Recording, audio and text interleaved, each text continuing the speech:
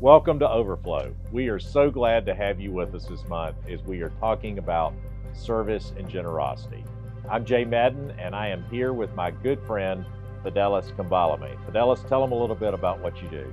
Hello everyone, my name is Fidelis Kambalame. I'm the team leader for Chidiva Restoration Project. My job is to nurture young people.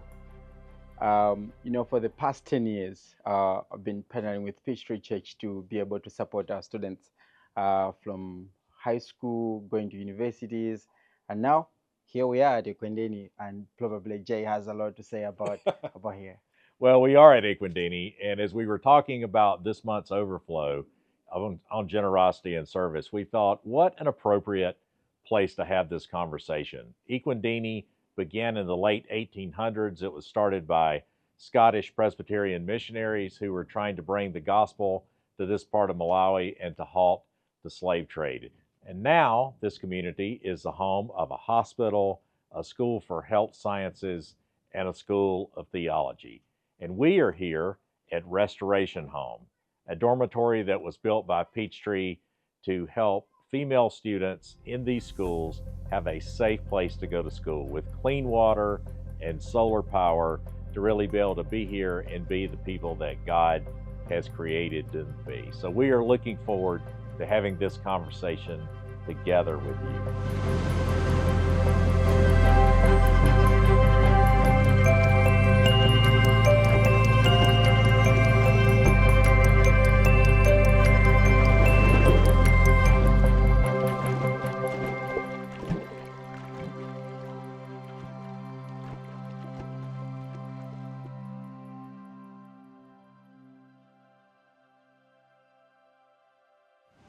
So, why do we serve? Just because we feel like we need to be nice or we're supposed to do something good for another person? Maybe we serve out of a sense of guilt or because it's a church strategy. No, we serve because we are seeking to become like Jesus. And Jesus taught us that it is better to serve than to be served. He taught us that we are called to love our neighbor as ourselves. And so that is why we serve. And we believe that service is best done with and for others. Some of our spiritual practices, such as solitude and silence or prayer, can be done on our own. And while we can serve on our own, we believe that service best happens when we do it with others. One of our values at Peachtree is disruptive compassion, believing that the gospel changes us all for good. And so we believe in this idea of mutuality, that there's power in what we do for others and we do with others. There's a great quote by Martin Luther King: all men are caught in an inescapable network of mutuality, tied in a single garment of destiny.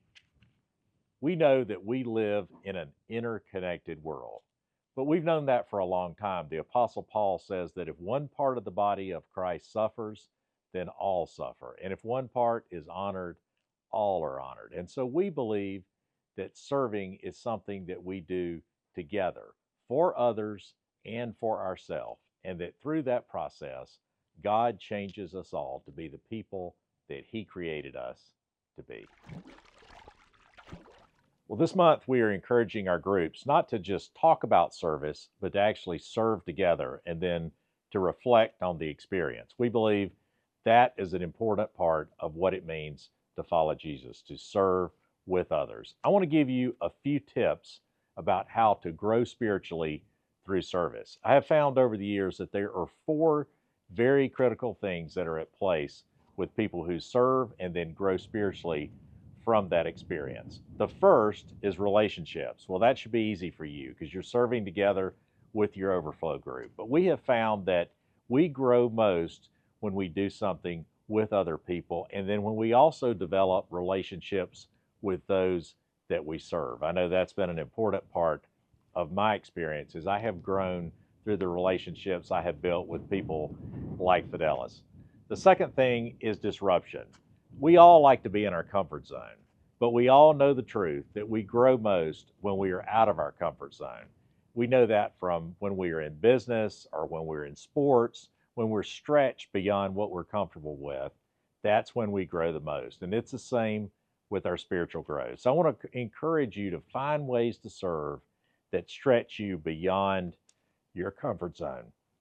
The next thing is that we really want you to be able to reflect on the experience. And that should be easy as well because you're with your overflow group.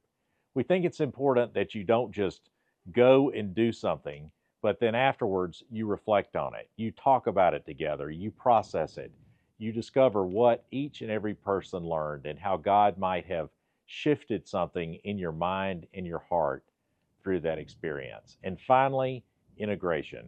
We find that people that grow the most spiritually through serving find some way to take that experience and integrate it into their ongoing daily life.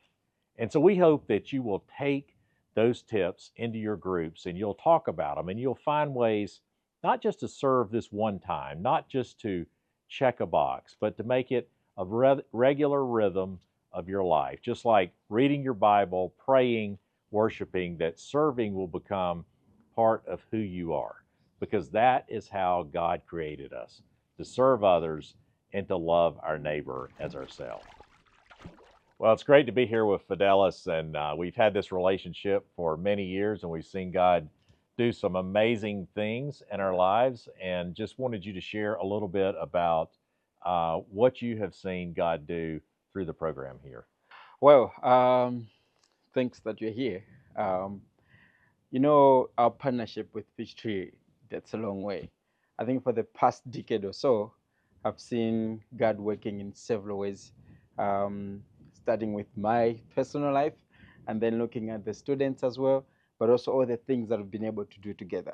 So I'm excited to share about what really God has done in our lives here and then also as GDP as a whole. And probably as a country, because I mean the fruits of our partnership are across the country. Yeah. That's great. Well, give us a couple of examples of how you have seen the service and generosity of Peachtree impact you here. Well, let me take it personal, and then I'll start with me. That our relationship with Peachtree has really helped me grow spiritually, but also able to relate with others.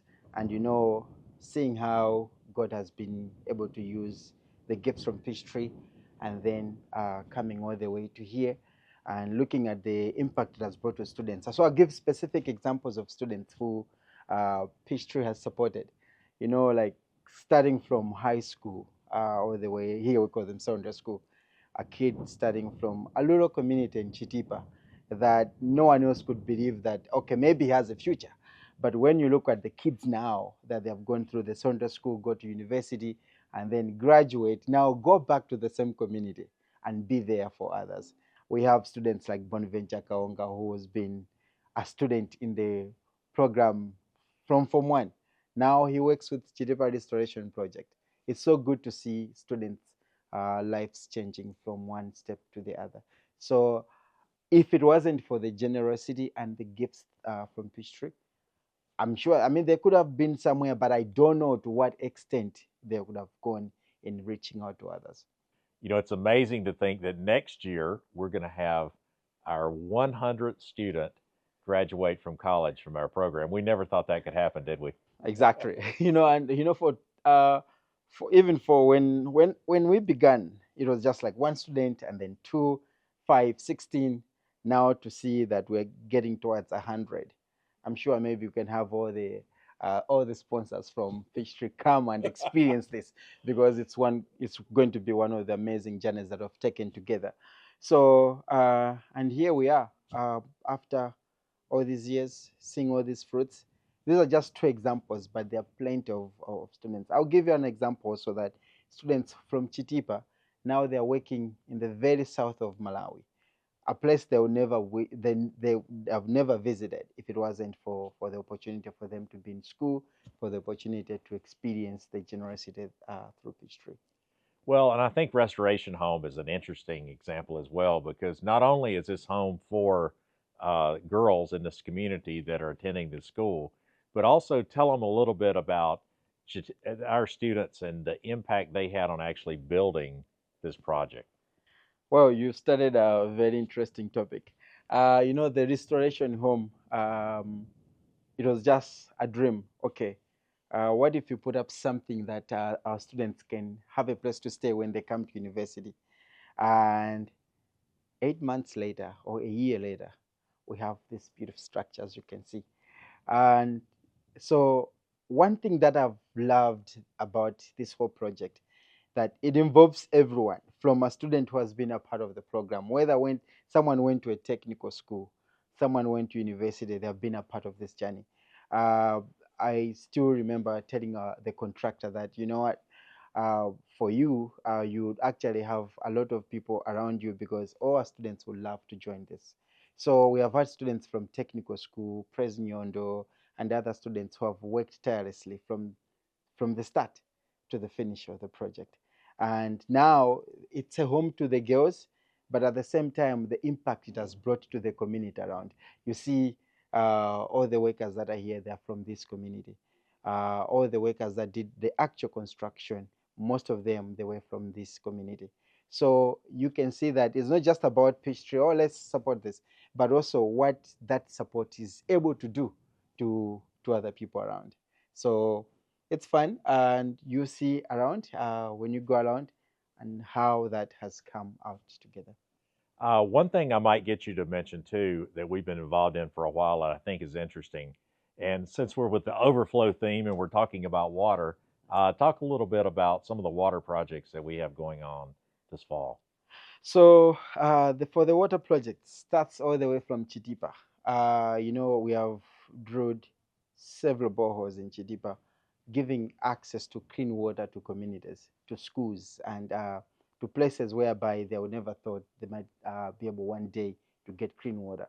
We'll give examples of whereby, in the communities, you see women walking long distances, 30 minutes, 40 minutes, with an empty bucket to go to the river, to the creek, to get water.